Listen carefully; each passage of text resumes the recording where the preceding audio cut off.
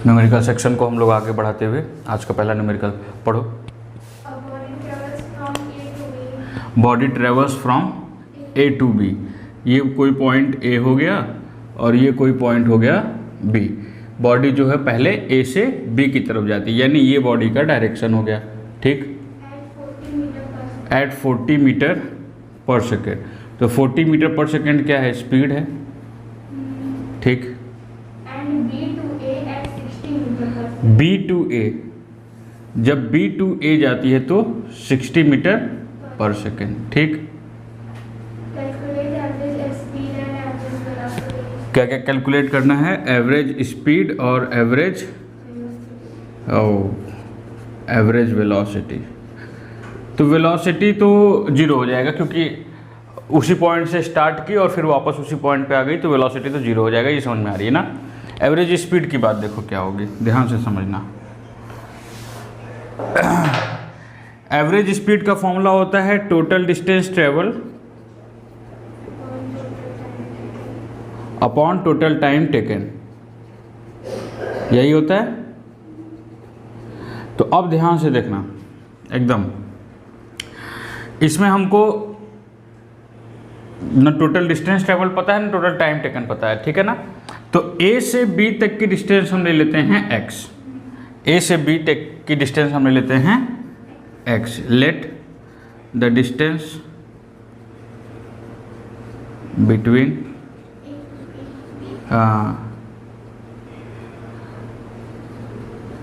ठीक। अब पहली कंडीशन में जब बॉडी ए से बी जा रही है तो उस समय की स्पीड क्या दी हुई है, v से मैं डिनोट कर दे रहा हूँ उसको, 40 मीटर पर सेकेंड। हम लोगों को क्या पता है, speed is equal to distance upon, यही पता है ना, यही पता है ना। अब डिस्टेंस भी हम लोगों को x पता है, तो देखो ध्यान से, ये t इज इक्वल टू क्या हो जाएगा, d अपॉन v। डिस्टेंस क्या है, x माना है हमने और वेलोसिटी क्या है 40। तो टाइम कितना आ गया पहली कंडीशन का, t1 आ गया x अपॉन 40। पहली कंडीशन का टाइम आ गया t1 is equal to x upon 40। बात समझ में आ रही है। दूसरी कंडीशन की अगर हम बात करें, सेकेंड कंडीशन की, तो ठीक है ऐसे वेलोसिटी इज इक्वल टू या डिस्टेंस इज इक्वल टू, अरे sorry, speed is equal to distance upon time, जिसमें से वेलोसिटी हो गई दूसरे बारे में 60, डिस्टेंस हो गई फिर से x, b से a आ रहा है ना, तो डिस्टेंस तो बदलेगी नहीं, x ही रहेगी, x अपॉन ये हो गया t2 निकाल रहे हैं हम लोग दूसरा टाइम। हाँ, t2 इज इक्वल टू हो गया x अपॉन 60। क्लियर हुआ ये चीज़। अब बारी आती है एवरेज स्पीड की। तो average speed total distance travel, total distance कितना हो जाएगा, A to B plus B to A, ये टोटल डिस्टेंस ए से बी फिर बी से ए। टोटल टाइम कितना, t1 प्लस, नहीं समझे बात, समझ गया ना। तो ए टू बी हमने x माना है, average speed A to B हमने x माना है, बी टू ए भी, शाबाश। t1 क्या है, t1 है तुम्हारा x by 40 plus x upon 60, ठीक है। तो अब इसको बस सॉल्व करना है, तो सॉल्व किए हम लोग, तो ये हो गया 2x अपॉन, एलसीएम लेंगे 60 40 का, तो कितना आएगा, पक्का बताओ।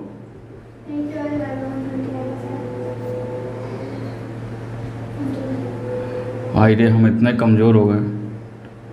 23 जा 6 और 60 इंटू 2 120, 120 आएगा। 240 बोले थे तुम,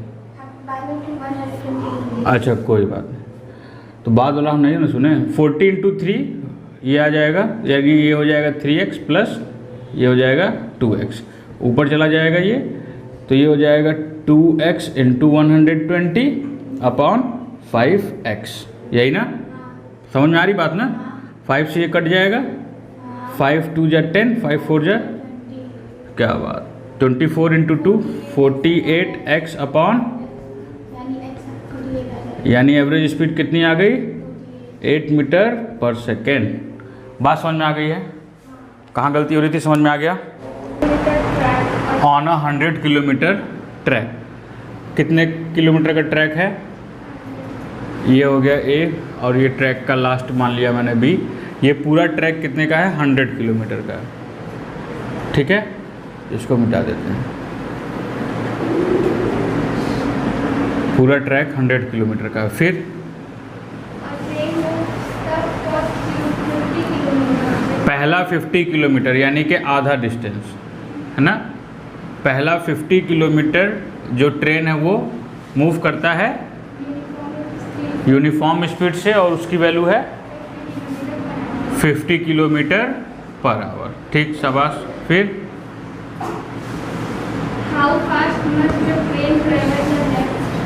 नेक्स्ट 50 किलोमीटर ट्रेन कितना फास्ट चलेगी कि जो एवरेज स्पीड हो टोटल डिस्टेंस का, जो एवरेज स्पीड हो टोटल डिस्टेंस का वो कितना आ जाए? 60 किलोमीटर पर आवर। यही है ना, यही है ना। तो कितना फास्ट चलेगी? अब ध्यान से देखना, क्वेश्चन को समझना बाबू। क्वेश्चन है कि एक 100 किलोमीटर का ट्रैक है जिसमें पहला 50 किलोमीटर प्रति घंटे से चलती है, और अगला 50 किलोमीटर हम लोगों को निकालना है किस स्पीड से चलेगी। और शर्त ये है कि उसकी स्पीड इतनी होनी चाहिए कि जो टोटल एवरेज स्पीड आ जाए वो 60 किलोमीटर पर आवर आ जाए। तो इनडायरेक्टली हमको क्वेश्चन में एवरेज स्पीड दिया हुआ है 60 किलोमीटर पर आवर। अच्छा, एवरेज स्पीड होता क्या है? Total distance upon total time. Total distance तो हमको पता है 100 किलोमीटर, टोटल टाइम अभी हमको नहीं पता है। टोटल डिस्टेंस, अब इसमें ये क्वांटिटी नोन है, ठीक है, ये भी क्वांटिटी नोन है, लेकिन ये अननोन है।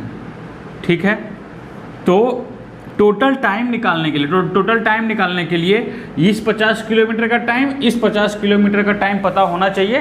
तो टोटल टाइम निकालने का काम शुरू कर देते हैं। तो पहले केस के लिए ये यानी कि फर्स्ट 50 किलोमीटर का काम हम लोग करते हैं, पहले 50 किलोमीटर का काम करते हैं। तो ध्यान से देखना, पहले 50 किलोमीटर की बात करना है। तो पहले 50 किलोमीटर फॉर्मूला क्या लगेगा? Speed is equal to distance upon time. पहला 50 किलोमीटर का स्पीड दिया हुआ है 50 किलोमीटर पर आवर, तो ये 50 हो गया, डिस्टेंस भी 50 हो गया, और टाइम कन्वर्ट मत करो मीटर पर सेकंड में, ठीक है, दोनों किलोमीटर में दिया हुआ है तो कन्वर्ट करने की ज़रूरत नहीं है। कन्वर्ट करोगे तो भी वही आएगा आंसर, घबराना नहीं, उसमें कोई वो नहीं है। तो अब अगर टी निकालना चाहोगे तो टी इज इक्वल टू हो गया 50 अपॉन 50 यानी कि 1 आवर। अगर यही अगर कन्वर्ट करते तो 60 मिनट आया है। अच्छा, सेकंड में निकालो 3600। हाँ, तो ठीक है, एकदम सही। तो ये पहले किलोमीटर के लिए यानी T1 आ गया 1 आवर। शाबाश, अगर यहाँ तक कर दिए तो गुड, बहुत अच्छा। अब दूसरे केस की बात करते हैं, सेकंड केस की।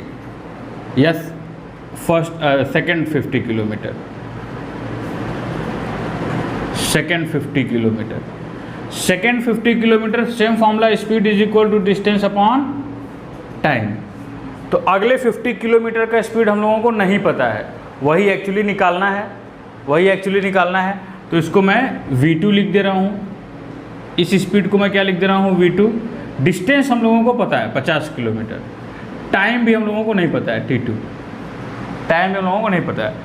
तो ये T2 इधर कर देंगे तो ये हो जाएगा 50 अपॉन V2। ठीक है, अब ध्यान से देखना, एकदम ध्यान से देखना कि मैंने T2 को ही क्यों निकाला है। क्योंकि हमें एवरेज स्पीड पता है, और एवरेज स्पीड का अगर हम फॉर्मूला लिखते हैं तो हो जाता है total distance upon total time. तो total distance upon total time, अब एवरेज स्पीड दिया हुआ है 60 दिया है ना, टोटल डिस्टेंस तुमको पता है 100, टोटल टाइम क्या हो जाएगा? T1 plus T2, T1 plus T2, यही टोटल टाइम है, यही टोटल टाइम ना। ठीक, तो अब ध्यान से देखना, तो पहले हम लोग टोटल टाइम निकाल लेते हैं। मान लेते हैं क्योंकि एक ही क्वांटिटी यहाँ पे अननोन बचे। अगर हम T1 plus T2 is equal to T मान लेते हैं तो एक ही क्वांटिटी बचेगी ना यहाँ पे, वो T की वैल्यू आ जाएगी आराम से। तो ये हो जाएगा 60। तुम्हारा जैसा मन, दोनों तरीके से कर सकते हो, दोनों तरीके से कर सकते हो। मैं चाहे तो ऐसे भी कर सकता हूँ कि इसको इधर ले आ रहा हूँ, T1 plus T2 is equal to 100/60। ठीक है, अब ये कट गया तो ये हो गया तुम्हारा 2 5 जा 10, यानी कि T1 plus T2 is equal to 5/3। तो ये रहने दो, ऐसे ही कर लो, कोई दिक्कत। T1 की वैल्यू तुमको पता है 1 plus T2 is equal to 5/3। अगर T2 तो तुमको निकालना नहीं है, तुमको एक्चुअली स्पीड निकालनी है, यानी V2 निकालना है, तो T2 की वैल्यू रख दोगे ये वाली। ठीक है, T2 निकालना होता तब ये 1 ले जाते, T2 की वैल्यू आ जाती। तो 1 प्लस यहीं पे रख दोगे तो हमारा डिजायर्ड वैल्यू आ जाएगा, स्टेप भी छोटा हो जाएगा, 5/3। समझ में आ गई बात? उसके बाद आगे सॉल्व करेंगे तो 1 उधर चला जाएगा, यानी ये हो जाएगा 50/V2 is equal to 5/3 minus 1, यानी ये हो जाएगा 50/V2 इज इक्वल टू 3। अच्छा, पक्का?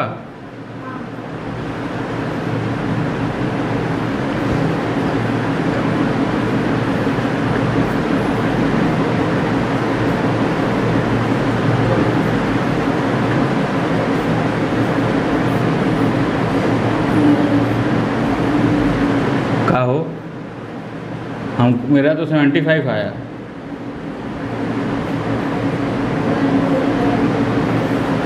कॉन्फिडेंस में गलती करके आओगे तो हमको तो लग रहा है। समझ में आ गई बात? ठीक, तो वीडियो पॉज कर दो।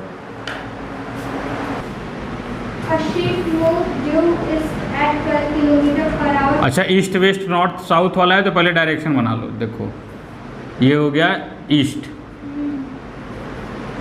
Waste.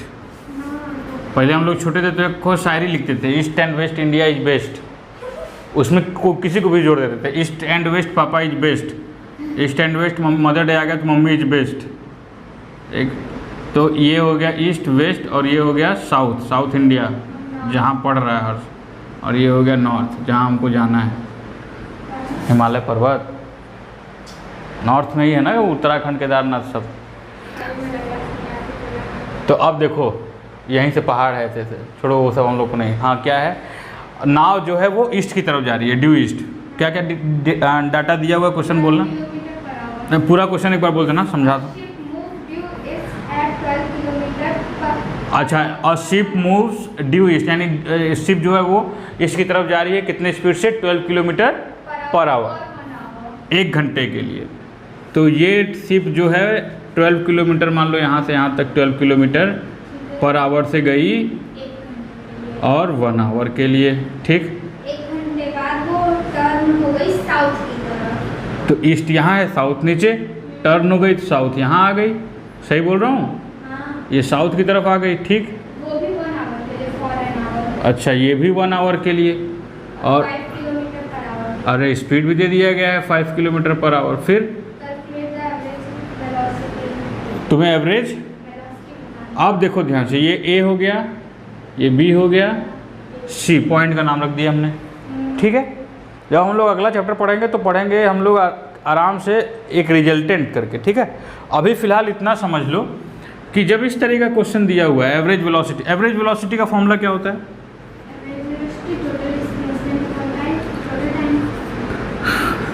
Total displacement upon total time. एक तरीके से डिस्प्लेसमेंट अपॉन टाइम भी कह सकते हो। डिस्प्लेसमेंट क्या होता है? किसी भी 2 पॉइंट के बीच का शॉर्टेस्ट डिस्टेंस। ठीक है, ये पता है। अच्छा, डिस्प्लेसमेंट को एक और तरीके से याद रखना जब न्यूमेरिकल सॉल्व करना, तो डिस्प्लेसमेंट कैसे निकालोगे? इनिशियल पॉइंट और फाइनल पॉइंट के बीच की जो सबसे कम दूरी होगी, इनिशियल पॉइंट और फाइनल पॉइंट के बीच की जो सबसे कम दूरी होगी वही डिस्प्लेसमेंट होगी। तो वेलोसिटी निकालने के लिए हमको डिस्प्लेसमेंट निकालना जरूरी है, और ये एक्चुअली डिस्टेंस है, ए से बी, बी से सी, ये तो टोटल पाथ लेंथ यानी डिस्टेंस हो गई। डिस्प्लेसमेंट निकालने के लिए इनिशियल पॉइंट क्या है? ए है, और फाइनल पॉइंट क्या है? सी है। तो ये तो डिस्प्लेसमेंट हुआ ना। ये हो गया डिस्प्लेसमेंट। अब इसको डिस्प्लेसमेंट का हो चाहे टोटल डिस्प्लेसमेंट का हो, बात बराबर। क्लियर हो रही है? अब डिस्प्लेसमेंट, यहाँ का डिस्प्लेसमेंट निकालने का एकदम मस्त फॉर्मूला है। हाँ, ये देखो पाइथागोरस बन रहा है, राइट एंगल ट्रायंगल। ठीक, शाबाश। तो क्या हो जाएगा, डिस्प्लेसमेंट का स्क्वायर इज इक्वल टू 12 का स्क्वायर प्लस 5 का स्क्वायर। तो ये हो जाएगा डिस्प्लेसमेंट का स्क्वायर, 12 का स्क्वायर यानी 144 प्लस 25 यानी डिस्प्लेसमेंट का स्क्वायर इज इक्वल टू यानी 13, D square is equal to 169 यानी डी इज इक्वल टू 13। तो डिस्प्लेसमेंट क्या हो गया, 13। अब जब डिस्प्लेसमेंट 13 हो गया तो एवरेज वेलोसिटी नहीं निकाल लोगे? हाँ, एवरेज वेलोसिटी 13 और टोटल टाइम 1 आवर इसमें 1 आवर इसमें 2, तो कितना आ जाएगा? क्या बात। तो एवरेज वेलोसिटी आ गई 6.5 किलोमीटर पर आवर। देखो जो क्वेश्चन देखने में कितना कठिन लगता है इतना वो कठिन वो होता नहीं, देखो आराम से लग गया, लेकिन देखने में शुरुआत में कितना खतरनाक लग रहा था। ठीक, तो अब अगला क्वेश्चन करो जो मैं बोलूँगा, पॉज कर दो।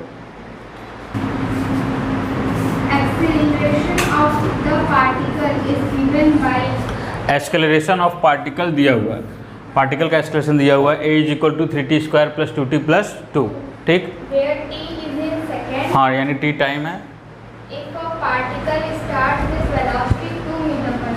If particle start with velocity 2 metre पर सेकेंड। ठीक, and time t is equal to 0. Time t is equal to 0। ठीक, Find velocity at the end of 3 seconds. तुम्हें वेलोसिटी की वैल्यू निकालनी है कब? At the end of 3 second यानी जब टाइम 3 सेकेंड। बेसिकली हमको वेलोसिटी निकालना है, पहली बात तो ये क्लियर हो गया, इससे निकालना वेलोसिटी। और दिया क्या है? एक्सेलरेशन। ठीक, एक्सेलरेशन का फॉर्मूला देखते हैं। एक्सेलरेशन होता है a is equal to D V upon D T. इस तरह का क्वेश्चन आ गया तो पहली बात तो ये है कि कैलकुलस तरीके से लगाना है। तो एक्सेलरेशन क्या हुआ, a इज इक्वल टू हो गया D V upon D T. तुमको वेलोसिटी निकालना है, तो वेलोसिटी तब तक नहीं निकाल पाओगे जब तक ये अकेला नहीं हो गया, या तो v में वैल्यू दी होती तब डिफ्रेंशिएट कर लेते। v में वैल्यू दी नहीं है, एक्सेलरेशन की वैल्यू दी हुई है, तो हम क्या करेंगे, dt को इधर लेते चले जाएंगे। तो ये हो जाएगा a dt is equal to D V. Clear है ये चीज़? अब इंटीग्रेट कर देंगे। क्या करेंगे? इंटीग्रेट क्यों करेंगे बताता हूँ मैं। दोनों साइड जब मैं इंटीग्रेट कर दिया, ध्यान से सुनना, जब दोनों साइड में इंटीग्रेट कर दिया तो इंटीग्रेशन ऑफ डी वी क्या होगा, v। Integration of D V, तो v की वैल्यू आ जाएगी। अब समझ में आया क्यों इंटीग्रेट किया अलग अलग है? ठीक, अब यहाँ पे इंटीग्रेट हम लोग करना शुरू करते हैं। तो इंटीग्रेट करेंगे तो ये a है, a को निकालेंगे नहीं क्योंकि a की वैल्यू t में दी हुई है, तो a की वैल्यू लिख देंगे। तो इंटीग्रेशन ऑफ क्या हो जाएगा, 3t square plus 2t plus 2 dt is equal to integration of D V. सही है? अब इनको अलग अलग आराम से लिख सकता हूँ मैं, यानी इसको लिख सकता हूँ integration of 3t square D T plus integration of 2t D T plus integration of 2 D T is equal to integration of D V. तो ये 3 बाहर आ जाएगा, कांस्टेंट है, ये हो जाएगा integration of T square D T plus 2 बाहर आ जाएगा, ये हो जाएगा integration of T D T plus 2 बाहर आ जाएगा, ये हो जाएगा इंटीग्रेशन ऑफ सिर्फ डी टी और ये हो जाएगा डी वी। अब मैं डायरेक्ट फॉर्मूले से कर रहा हूँ, ठीक है ना। इसको इंटीग्रेट करेंगे तो क्या आ जाएगा, टी का क्यूब अपॉन 3 करके देख लेना, 2 + 1/2 + 1। उसी तरह प्लस ये 2, ये हो जाएगा टी का स्क्वायर अपॉन 2। उसी तरह ये हो जाएगा plus 2 integration of D T T. समझ आ रही ना बात? और ये हो जाएगा v। तो अब इसको सॉल्व करेंगे तो 3 से 3 खत्म, 2 से 2 खत्म, तो ये हो जाएगा T cube plus T square plus 2t is equal to v। Finally ये v की वैल्यू आ गई। अब v is equal to 2 metre पर सेकेंड है जब time t is equal to 0 है। तुम्हें v निकालना है जब टाइम 3, तो कुछ नहीं, बस t की जगह 3 रख दो। जब t की जगह 3 रख दोगे तो वेलोसिटी की वैल्यू आ जाएगी जब 3 सेकेंड है। बस ये 3 cube plus 3 square plus 2 into 3, जो भी आएगा वो v की वैल्यू। क्लियर हुआ? पक्का? पॉज कर, अगला क्वेश्चन लगाओ, इसको नोट करके देखो अच्छा ध्यान से, कोई दिक्कत नहीं। क्या है क्वेश्चन?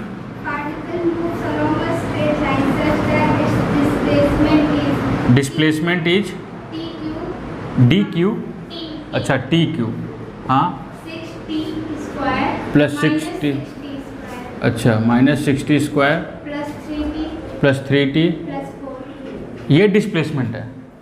और तुम्हें वेलोसिटी निकालना है जब एक्सेलरेशन, ठीक, यही तो, ठीक।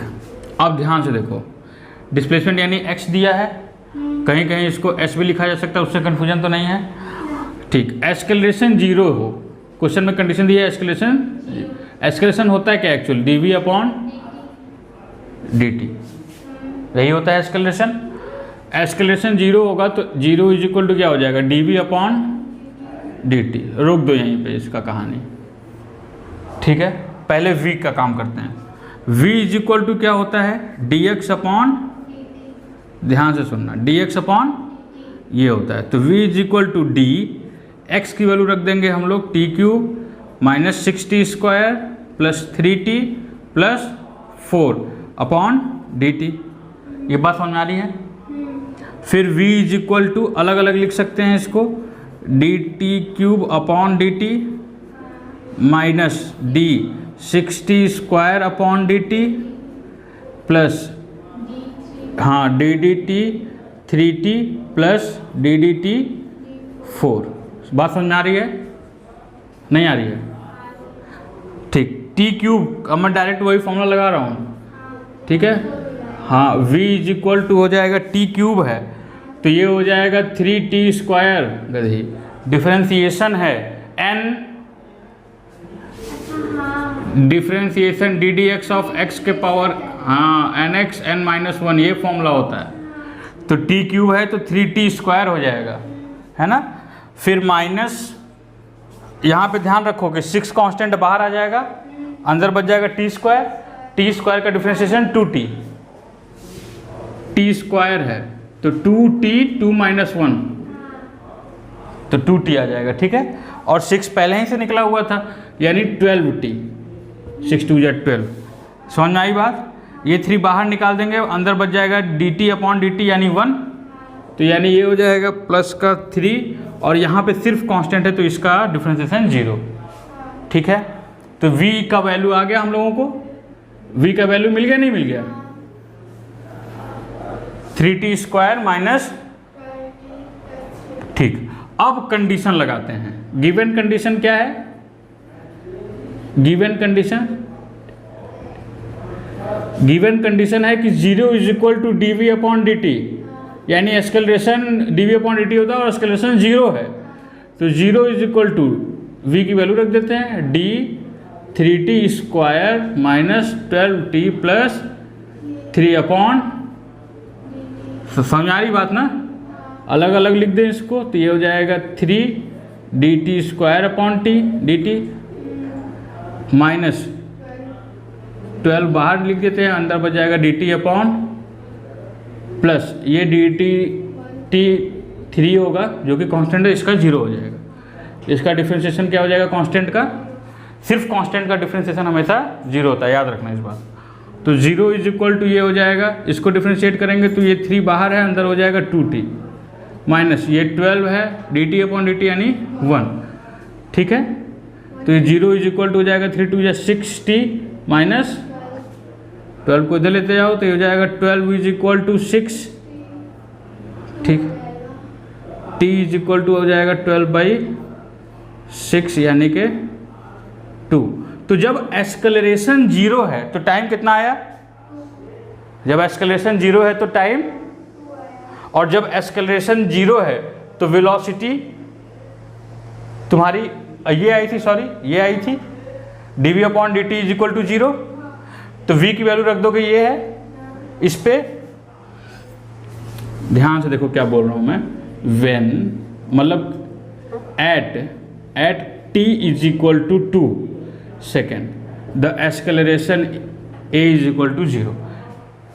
टी की वैल्यू 2 आई ना, यानी कि 2 सेकेंड पे एस्केलेशन 0 हो जाएगी। यानी अगर उस समय का वेलोसिटी निकालना है तो टाइम की जगह क्या रखोगे, 2 रखोगे, टाइम की जगह 2 रखोगे। तो v की वैल्यू आई है 3t² माइनस 12t प्लस 3।